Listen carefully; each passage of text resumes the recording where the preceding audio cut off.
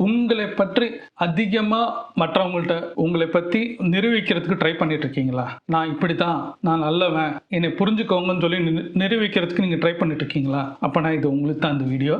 என் பேர் ஸ்ரீராம். எண்ணம் போல் வாழ்க்கை பல வீடியோ மேக் பண்ணிட்டு போட்டிருக்கேன். ஒன்றுக்கு 4 வீடியோ பாருங்க. பிடிச்சிருந்தா சப்ஸ்கிரைப் பண்ணுங்க. லைக் பண்ணீங்கன்னா என் வீடியோ ரெக்கமெண்டேஷன்ல போகும். எனக்கு ரொம்ப சப்போர்ட்டா இருக்கும். சப்போர்ட் பண்ணுங்க.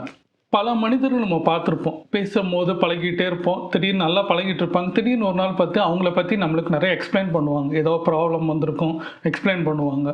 சரி, நம்ம அதை கேட்டு ஓகே நீங்கள் இப்படி தான் நடந்தீங்களா, ரைட்டுன்னு சொல்லிட்டு நம்ம போவோம். ஒவ்வொரு தரையும் அந்த மனிதர் வந்து நம்மக்கிட்ட எக்ஸ்பிளைன் பண்ணிக்கிட்டு இருப்பாங்க. என்ன காரணம் நம்ம பார்த்தா அந்த மனிதர் வந்து நம்ம ட்ரை பண்ணிக்கிட்டே இருப்பாங்க. அவங்கள தப்பு இல்லை ப்ரூவ் பண்ணுறதுக்கு ட்ரை பண்ணுவாங்க. அந்த காரணம் என்னன்னு நீங்கள் யோசிச்சு பார்த்தீங்கன்னா, அவங்களுக்கு வந்து நம்மளே நீடட் இருக்கும், நம்மளே தேவை இருக்கும். நம்ம மேலே அதிகமான ஒரு பாசம் கூட இருக்கலாம். அது உறவுகிட்டையும் நடக்கலாம், வேலை பார்க்குற இடத்துல எங்கே வேணால் நடக்கலாம். ஆனால் சில மனிதர்கள் பார்த்தீங்கன்னா ப்ரூவ் பண்ண ட்ரை பண்ணுவாங்க. ஆனால் சில பேர் ஒன்று புரிஞ்சுக்கோங்க, நீங்கள் ப்ரூவ் பண்ணுறீங்க, ஒரு தடவை ப்ரூவ் பண்ணால் போதும். ஒவ்வொரு தடவையும் வாழ்க்கை முழுவதும் நீங்கள் ப்ரூவ் பண்ணிக்கிட்டே இருந்தீங்கன்னா வாழவே முடியாது. ப்ரூவ் பண்ணிக்கிற வேலையாகவே இருக்கும். பல டென்ஷன் போய் நிற்கும். புரிஞ்சுக்கோங்க, ப்ரூவ் பண்றது ஒரு தடவை அவங்க புரிஞ்சுக்கிட்டாங்கன்னா அவங்க கூட டிராவல் பண்ணுங்க.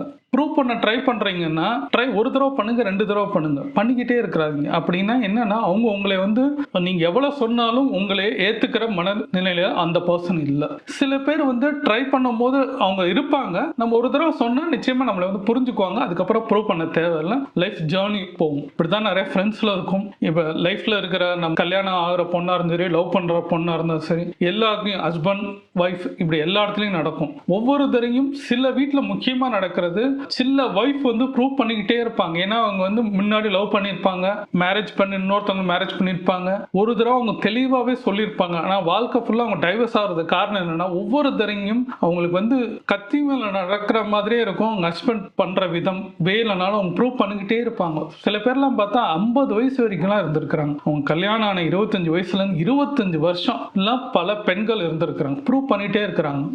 என்ன ஆகுதுன்னு பார்த்தா கல்யாணம் ஆயிடுச்சு, இதுக்கப்புறம் நம்ம டைவர்ஸ் ஆனா பிரச்சனை வரும், குழந்தை ஆயிடுச்சு, இதுக்கு மேல பிரச்சனை வரக்கூடாது, இப்படியே அட்ஜஸ்ட் பண்ணிட்டு போன சில பெண்களும் இருக்கிறாங்க, சில ஆண்களும் இருக்கிறாங்க.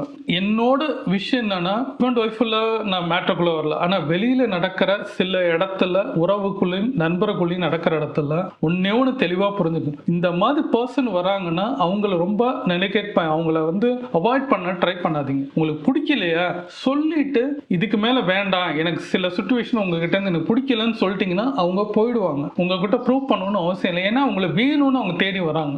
சில நேரம் உங்களுக்கு வந்து அது அவங்க சொல்ல வர்றது உங்களுக்கு வந்து கிளாரிட்டி இல்லைன்னா 1-3 தடவை கேட்டுட்டு உன்னை நல்லா புரிஞ்சுக்கிட்டேன், நீ இனிமேல் எனக்கு இந்த அளவுக்குலாம் நீ எக்ஸ்பிளைன் பண்ண தேவையில்லை, லைஃப்ல நம்ம எது வேணா பண்ண நான் உன்னை நம்புறேன்னு சொல்ல பாருங்க. சொன்னீங்கன்னா அந்த ப்ரூஃப் பண்றதுக்கு ட்ரை பண்ண மாட்டாங்க. இப்படி இந்த ஏதாவது ஒரு எக்ஸ்ட்ரீம் போயிடுங்க.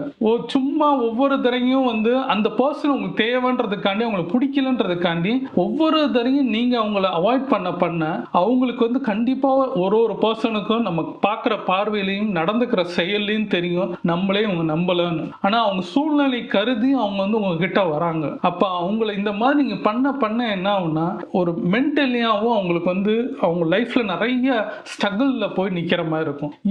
என்ன கேட்ட இந்த மாதிரி ப்ரூவ் பண்ணிட்டு இருக்கீங்க பாத்தீங்களா, நான் இப்படி, நான் நல்லவன், என்னை நீங்க ஆரம்பத்துல பார்த்ததுக்கும் இப்ப நான் பண்றதுக்கும் உங்களுக்கு புரியாம நீங்க பண்றீங்கன்னு சொல்லிட்டு ஒரு தடவை சொல்லுங்க, 2 தடவை, 3ஆவது தடவை விட்டுருங்க. இது ஏன் நான் சொல்றேன்னா, லைஃப்ல நான் இதெல்லாம் கடந்து வந்திருக்கிறேன். ஒவ்வொரு நாளும் இது அப்பா அம்மா கிட்டையும் நான் கடந்து வந்திருக்கேன், கூட பிறந்தகிட்டையும் கடந்து வந்திருக்கேன், நான் என்னோட ஃப்ரெண்ட்ஸ்டையும் கடந்து வந்திருக்கேன். ஒரு தடவை சொல்லுவேன், 2 தடவை சொல்லுவேன், 3 தடவை வச்சுன்னா எவ்வளவு பெரிய நண்பரா இருந்தாலும் தூக்கியே போட்டுருவேன். அது என்னோட ஸ்டைல். ஏன்னா நான் ப்ரூவ் பண்ணிட்டே இருக்கணும்ன்றது வந்து என்னோட இது கிடையாது. ஏன்னா முத தடவை கொஞ்சம் புரிதல் இல்லாம இருந்திருக்கலாம், 2வது தடவை யோசிச்சிருக்க மாட்டாங்க, 3வது தடவை திருப்பி அந்த தப்பு பண்ணிட்டாங்க. ஆனா சொன்னதுக்கு அப்புறம் சாரிடா நீ அன்னைக்கே சொன்ன அப்படின்னு அவங்க சொல்லியிருந்தா நான் டிராவல் பண்ணிருப்பேன். ஒவ்வொருத்தரையும் அப்படியா ஓகேன்னு சொல்லிட்டு அந்த ஒரு நம்மள லெத்தாஜிக்கலா ஒரு மாதிரியா ட்ரீட் பண்ற போது என்ன பண்ணுவேன்னா தூக்கியே போட்டுரும். அப்படி நண்பர்கள் எனக்கு வாழ்நாள் முழுவதும் தேவையில்ல. அவங்கள ஏன் நான் தூக்கி வச்சுட்டு அவங்க சந்தோஷத்தையும் அவங்க லைஃப்ல இருக்கணும்னு நான் ஏன் நிக்கணும்னு நினைப்பேன். ஏன்னா எல்லாத்தையும் நம்ம லைஃப்ல டிராவல், நம்ம டெய்லி டிராவல் பண்ண பல நண்பர்கள் பல உறவுகள் வரும். அவங்க எல்லாத்தையும் நல்லது கெட்ட நம்ம வச்சுக்கணும் தான் ஆசைப்படுறோம். ஆனா அவங்க வந்து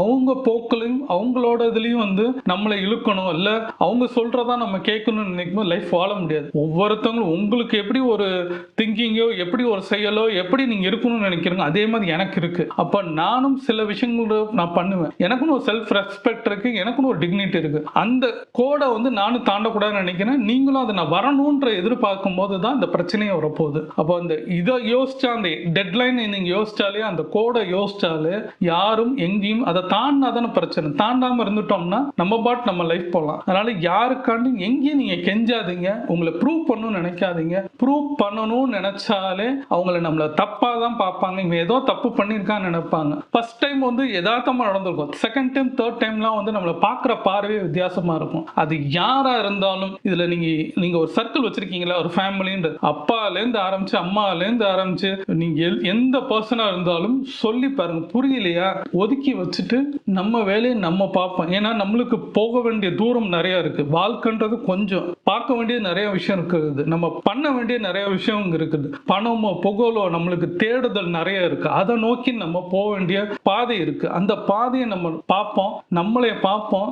இது சுயநலம் கிடையாது. சொல்லி கேட்காதவங்ககிட்ட நீங்க சொல்லிக்கிட்டே இருக்கிறது பதிலா நம்மளை கேட்கறவங்களும் இருப்பாங்க, நம்மளை புரிஞ்சவங்களும் சில பேர் இருப்பாங்க.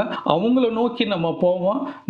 நம்ம லைஃப் அப்படி டிராவல் பண்றதுக்கு நம்ம இனிமேல் யோசிப்போம். நீங்க இப்படி யோசிக்கிறீங்கன்னு நினைக்கிறேன், நான் பண்ணிட்டு இருக்கிறேன். நீங்க ட்ரை பண்ணுங்க, நிச்சயமா உங்களுக்கு ஒரு புது வே கிடைக்கும், ஒரு சக்சஸ் கிடைக்கும்.